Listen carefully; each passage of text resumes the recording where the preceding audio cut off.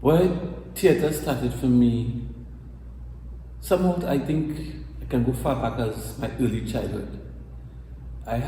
My mom loved Calypso, and she used to want to go to the Calypso dance a lot. And at that time too, my mom and dad used to buy Calypso records. And so I was listening to Calypso at an early age and fell in love with Calypso. And my father was a pan tuner, so I spent time in the panyards too. So between the Calypso and the panyards, I didn't know what it was then, but I was having a love for Calypso from then. And I always used to find myself in some kind of way dramatizing Calypso. And then I kind of moved on and started to dance because I kind of fell in love with Best Village too. And I fell in love with Best Village too because anything with Calypso, I love to hear Calypso medleys being performed in Best Village. So I gravitated towards Best Village. I used to run on a Friday evening to watch Best Village. Around 1973, 74, I got a chance to take part in Best Village as an actor, dancer. I wasn't singing, but I was in the choir. And that experience again pushed me to start to dance. I had done some dancing in secondary school. I went to St. Mary's College. I actually did dance with Andre Lasha. He was a student at the school too, but he was teaching. Yeah, so I was involved in that. And then somewhere along the line, I joined a dance company and then started to teach for Best Village. And I was doing a lot of small groups till somewhere around 1980, 1981. I got a call and I was asked to join Musica folk performers, as they were called then. They were Musica Village Council. And there I met Ifibo Wilkinson, Dr. Ifibo Wilkinson. And watching Ifibo work started to shift my focus from all I was doing choreography for the group. My focus started to shift to theatre, because we went through a lot of theatre workshops and that kind of stuff. And then in 1986, 85, somewhere there, I got a call from Ifibo saying, "You will go in and start a certificate program in theatre arts." And I did. And then the rest is history. I started at the Creative Arts Center in the very first year, and 40 years later, I'm still here. So that was the impetus. When I left school, finished A-levels, I worked at Medical Library. And at Medical Library, one of the librarians was Pulentu Springer. And she would watch me dance, come to my dance shows. And she said to me one day in her office, "Louis, you should do theatre. You have something." And I took that, so that it began, again, it all fell together. So in terms of mentors, I would say Dr. Ifibo Wilkinson, Pulentu Springer, Roy Gibbons, who then introduced me to formal theatre in here, and I think the late Carlton Francis, my early folk dance choreographer, teacher. Yeah, those were my main mentors. And that's where the inspiration came from. And then I just continued. I think my first challenge when I started UE, I was working full time. And classes were in the morning and that kind of stuff. Fortunately, I had a head of department where I worked who understood what I wanted to do. So we were able to work out a timetable, and I worked flexible hours so that I can get my government hours inside and still able to do this. If I had to leave work at 3 o'clock to come to class for 4, I'd start work 8 and don't take a lunch hour. So I worked those flexible hours and I got that kind of support. After that, it was more excitement and challenges, because I was doing something that I wanted to do. I became a school librarian, but I would be in school and waiting on 3 o'clock for school to over so I could jump in a maxi and come up to UE. UE became home for me. That became my life eventually, So as you can say, I had much challenges, but I had things that encouraged me to go and one of the things I think over the years for me would have been sacrifice. Because rehearsals took over took over my life. And I started off at Creative Arts Center as as a dancer actor, and until I did the course in directing, and I directed a play called Good Morning Miss Millie by Orville Bully for my directing exam. And apparently Roll was impressed with that, because the next year when he would sing the chorus, out of the blue Roll says, "Louis, I want you to direct sing chorus." I had no professional directing experience, but he saw something in me that said that to me. And I think the year before that too, I was in Savannah watching West Village, and Dr. Wiggins said to me, "Louis, you should direct." And I said, "Why?" He said, "Because you have an eye." And I didn't understand that too well, but coming from Ifigo, I thought there's something he see, there's something Roll saw. I'm like, I agree with this, and I follow that path. I think that is one of my perspectives, and over the years I came to love and share that whole notion of trusting the process. That made me feel that even if a challenge, because I recognize in theatre, challenges and those little tension things are the things that make the thing work. So I kind of override it. I always had a kind of positive attitude towards life, and then that came into my life as a theatre person. That positive attitude towards the work. And theatre brought for me a serious level of enjoyment. I would give up anything, and I had given up personal relationships for theatre, for me going rehearsals. We've had girlfriends who say, "Hey, you're rehearsing too much, you have no time for me." I'm like, "Maybe this is what I had to do." And I didn't know then where it would lead, but it was something that was just pulling me. I was just gravitated towards the theatre and the performing arts. And once I started directing, that passion grew. And then over time, studying officially, coming back and starting to teach, that became another kind of joy for me. And sharing with students, Yeah. I made a decision at some point to stop dance. I gave up on doing choreography, because in my early years I was known as a choreographer. Even early DCFA production, I would be doing choreography. And then I decided, you know what?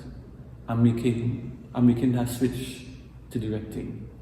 And it's something with directing that encompassed the choreography still. But now I had to work with a choreographer in production where I would guide and tell what I do. But I didn't have to go through the physical thing of doing the choreography. But again, as a director, you set it up. Yeah. So I think if those were decisions, I would have had to do that. The joy I got from directing was more than I got from performing. Performing had this energy. When I came into Creative Arts Center, I was like theatre peons. Every production Creative Arts having, we want to be inside. I just enjoy that research process, enjoy the actor work. But when I started directing, the passion for directing grew. It became part of me. I almost feel as though this way you're supposed to do in the field. Because I've been a drummer, dancer, actor, choreographer. I've done everything. I've stage managed. I've done everything. And so I found myself going into directing with a background of all round in the theatre. So I had a good sense of almost everything inside of there. And that keep propelling me to do more work. I have come to accept that change is constant. Change is always going to be happening. So you kind of roll with the punches. And for me, it was a developmental phase too, because I started directing the musicals, the cultural musical, the trilogy with Roll. And then after seeing the chorus, I remember I went to do what I call a straight play. It wasn't a musical. And I remember some of the actors from Sing the Chorus asking me, "Let me see how you will deal with this one. This one is not, And I went into it, and It was school. It wasn't me. So that, I mean, I don't know. I have almost everything that I've directed have been big musicals, large cast, dance drama. I can't remember up to that, and that was a play called West of Eden by a guy called Lucio Slick. But since then, almost everything that I've done with large cast, musicals, total theatre, yeah, and that brought with it to my whole love for Caribbean forms, for Calypso. So that, I mean, I started off with the Calypso trilogy, but after that experience, Mr. Murray invited me to direct for Muscombe Productions, and we were going Broadway musicals, and I directed probably 9 Broadway musicals in a row. And when you have a sound, a music script or airspace script, it's not Caribbean, but there's an energy coming from me as a Caribbean person and from the actors as Caribbean people too, so that the essence of the Caribbean is found itself into the Broadway musicals. And then in 2002, I became artistic director of Malik Performing Company, and directing for Best Village again, large cast, total theatre. So all those experiences began to shape who I was, who I am, who I was going to be. And part of that development is the work that we do at the Department for Creative and Festival Arts now. Because, I mean, I started thing, but when we started, we just had a certificate program. Yeah, we were doing a certificate program. And things began to develop. We moved from certificate to the practitioner certificate. Yeah, and that again encompassed that. During that time, with those certificates, I went abroad to study. Came back as part-time staff and with knowledge to share. And part of my whole thing is, yes, I am slightly academic, but I'm very practical, and I kind of almost live culture. You know, I in the Panyard, I in the Calypso tent, I go into Use, I experiences everything. And sometimes I go to a fete, and sometimes I stop fetting and work. I start going through that observation process. And strangely enough, those things come back. You get up on a Juve morning and you go into Port of Spain and you watch Old Mass. You know, you begin to look and become in love with traditional carnival characters. So that, like, when I host Old Yard, I can talk to it without having to go back to a textbook, because the research and my passion for the thing is what continues to hold me. It's life. So theater become my life. Caribbean cultural forms I live, and one of the joys now is being able to teach students and get students to accept and recognize the value we have within our Caribbean space for making theatre, without us having to depend on all the foreign theories that we do. It's good for us to know about them, but we have things. I mean, mass is a vehicle for theatre. Sometimes now I sit back and reflect on what we would have done, and sometimes you do things without looking at the big picture down the road, but you're looking at where's there in front of you with students. And it's only now when you look back, or when students meet you and you realize this one is a head of department in theatre, this one on Broadway, this one doing this one, and you realize, wait, you've really touched lives, you know. But in doing it, the thing about I am doing this to touch lives is not important. And sometimes I remember in my early days of teaching, I'd walk into like teaching directing, and I would tell students, at the end of this course, I may not make you a director, but what I would leave you with is a passion for directing. And I try to encourage students to have a passion for theatre, to do what they need to do. Understand that theatre comes with sacrifice. And I tell people too, theatre is 1% glamour and 99% work. And we just do all the hard work for that 1% glamour when the audience stand up after a show and do this. But if you focus on the work, you're going to get that. But if you're coming to theatre, the glamour, the pose, then you get it's superficial. Sometimes I look and I realize, just take travel. I think I have traveled a lot doing theatre, and I've been to a lot of places in this world for free without me spending my cash to go on tour. And and almost every time now when I travel, like vacation, it's probably just to visit family. But other than that, I think I would have performed or done theatre, done performances in almost all the islands in the Caribbean.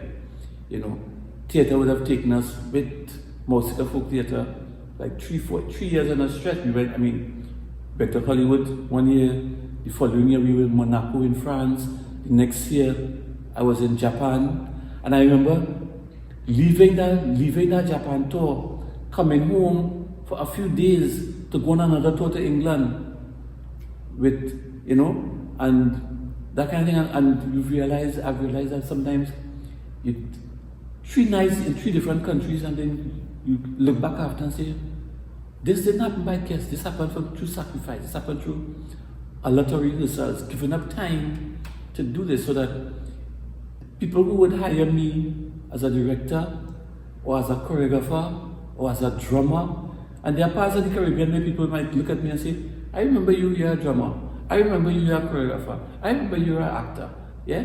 And then the joy, that part of the joy too, was then, once I started to travel, to begin like Malik Junior Folk Performing Company. We've gone to places like Aruba, Cuba, Germany. So I've taken some of the younger ones out to do theatre too. So just for me, but being able to share that joy of international performance. And that sense of traveling and performing for international audience has also given me a strength to believe in Caribbean performance and Caribbean theatre. We started what is called FESCO, the Festival Theatre Arts Company, some years ago, and we went to a festival in Antigua, and that was well received. We had some students who went to Jamaica to perform in a competitive drama for tertiary education school, and the DCFA did quite well. But as a theatre arts department, I think I would have traveled more with the Festival Dance Company, yeah, because we would have done Brazil, we would have done South Africa, we would have done French Guyana as a festival company coming out of DCFA. So almost everything that I've been touching and involved in had that element of travel. And representing Trinidad and Tobago, regardless of where you go, is one of the biggest honors inside the day. I've also had the opportunity to direct national contingents for more than 2-3 Carifestas. One of my productions, Sing the Chorus, was represented Trinidad and Tobago at a Trinidad Carifesta. I directed Trinidad contingent for St. Kitts with Harmony and Diversity by Andrew Springer. I would have done Ogunayan, as in Pan, that went to Guyana. Just last year, 10-1 by Will Gibbons would have represented us at Carifesta in Barbados. And the work continues, and I give thanks for our longevity, because it's like basically 40 years in the field. And like I said to the old spiritual song, 40 long years, and I ain't get where yet. I'm going. One of my most comical moments, and sometimes people ask me what my most embarrassing moments in theatre, I was performing Death and the King's Horseman, and Royal asked me to do a scene on stilts, and I was like, yeah. I took up that challenge, and I did that scene. I went to England with Into doing a Nancy, and I was a Moko Jumpy, yeah. So I was on stilts, and I had a scene to play on stage, and I would come off the stage and do a quick change and get back on the stage to act. And I had placed a podium against the wall, so that when I come off, I could just lean and change quickly. Somebody moved the podium away from the wall, and I'm coming from a pace, and I rest man on the podium, and the podium slide. And I slide with the podium and end up on the ground. And they rushed to get me up. But the joke about it, I was still able to not miss my cue as an actor at the next time. And that was embarrassing because we were playing an act, in the audience, basically in the aisle. And there me, loving my Mokojambi skills, slide, fall down, whoop. A lot of times it's really about bouncing back. I mean, my experience, my early experience in terms of bouncing back is when I directed my first professional production, Sing the Chorus. Yeah? First time professional, presenting at Queen's Hall. And my first review was a bad review. And the review was bad because the reviewer thought that I was too inexperienced, that Roald took a chance with an inexperienced director to direct such an important piece of work. And I had people in the cast who were unknown. And at that time, we shift to Trinidad had some big time actors that we didn't really go for. And I read that first review and I was like, but I'm in the wrong profession. But by the following week, other reviews started hitting the newspaper. Other reviews started hitting the newspaper. And more as the reviews happened,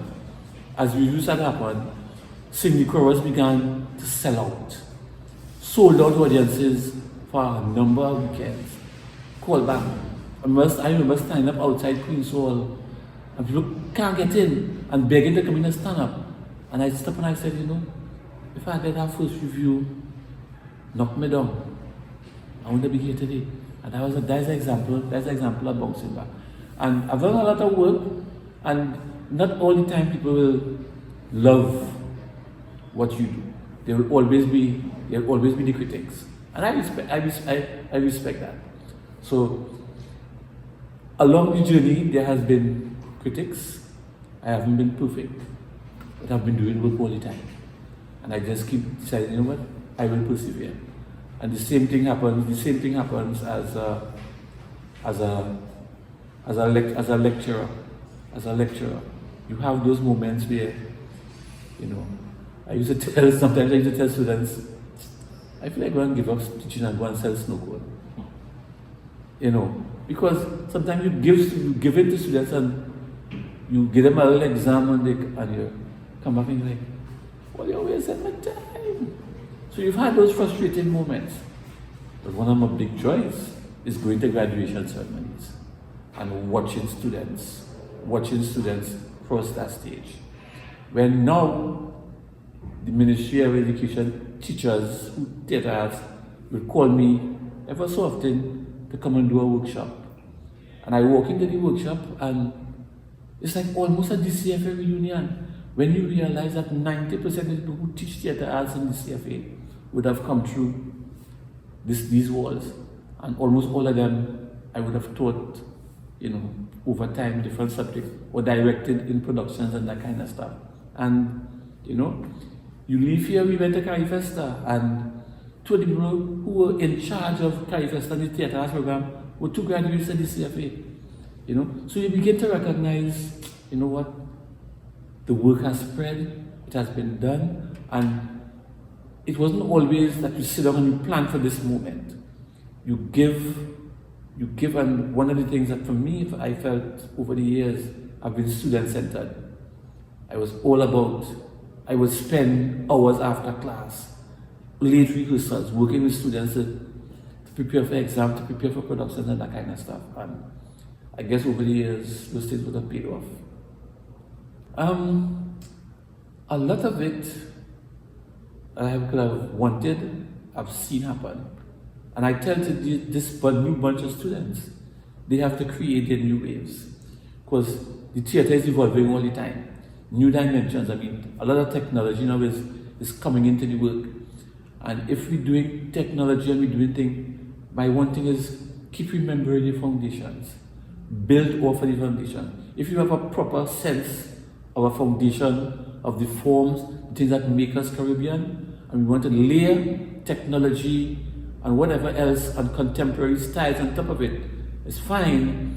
once you recognize, don't ever lose the foundation. Because once we drop the foundation, the belly will stop being a belly. Yeah? Kaiso will stop being Kaiso.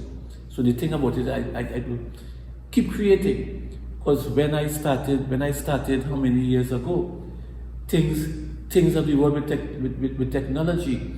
When I was involved in Best Village, you didn't have clip-on mics, and yeah, people used to be, there was a whole thing, and sometimes they were standing mics, and you had to move them, and in a Best Village audience, if they can't hear you, they will talk in the mic, you know, and we've come through from that kind of thing now where people can have clip-ons and headsets, and we have a sense of dynamism in lighting and theatre spaces, you know.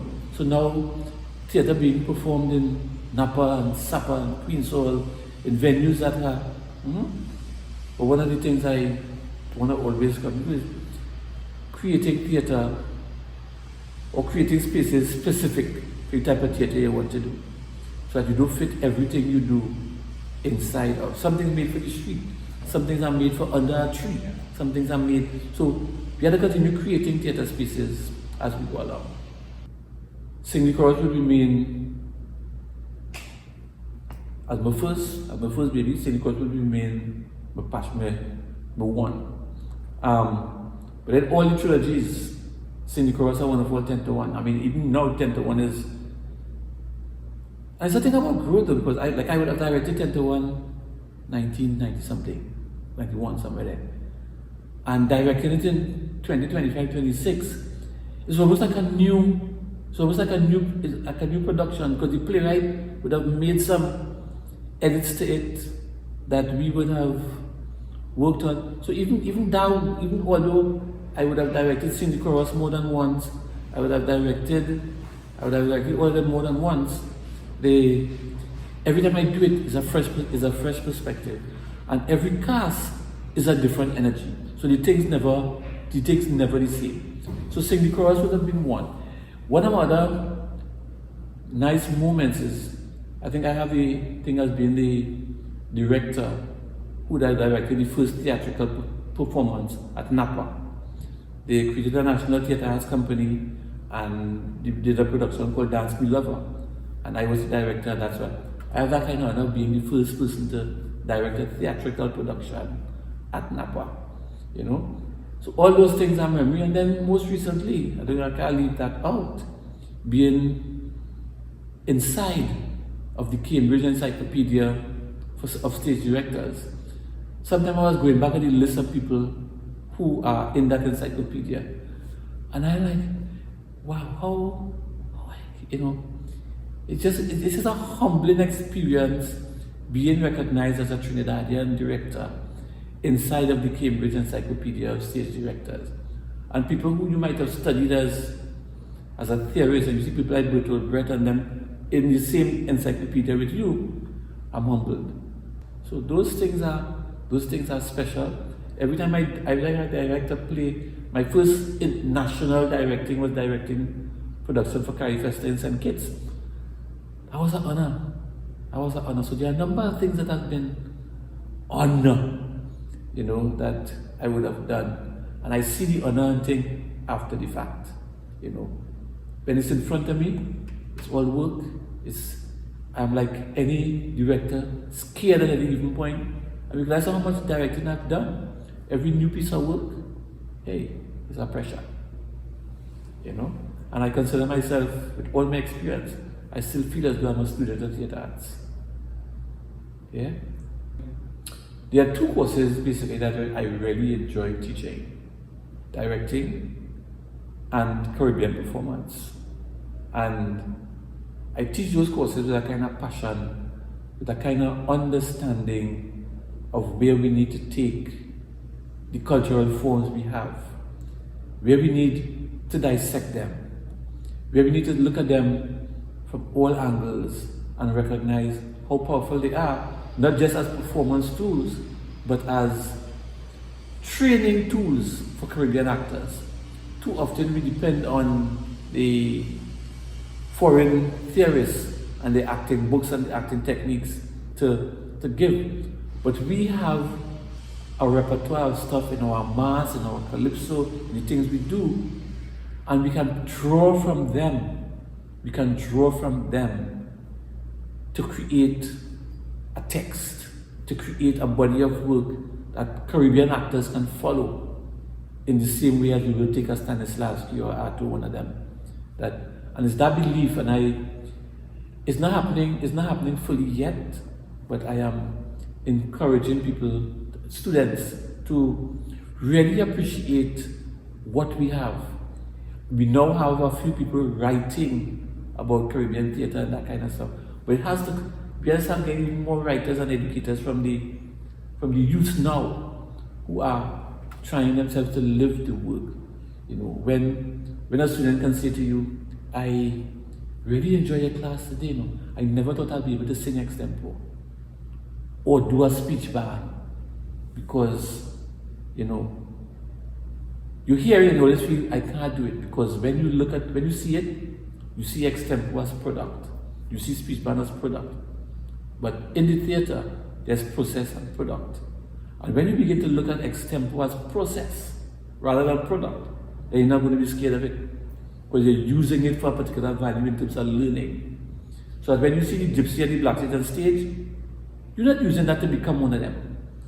So that when you do Caribbean performance, I don't teach you to become a midnight robber or a peregrinade, but I want you to understand the essence of it, so that you become midnight robber-esque or peregrinade-esque or stick fighter-esque, so that your attitude, a stick fighter stance, can help you in understanding a scene.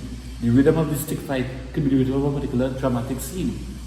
Yeah, the playing rhythm. So all those things needs exploring some more, so that we can move away from learning to play a bat or learning to do a peregrinade speech and that kind of stuff, and dig deeper into the forms, and let that Caribbean theatre and the Caribbean glossary come from your understanding of the thing, you know.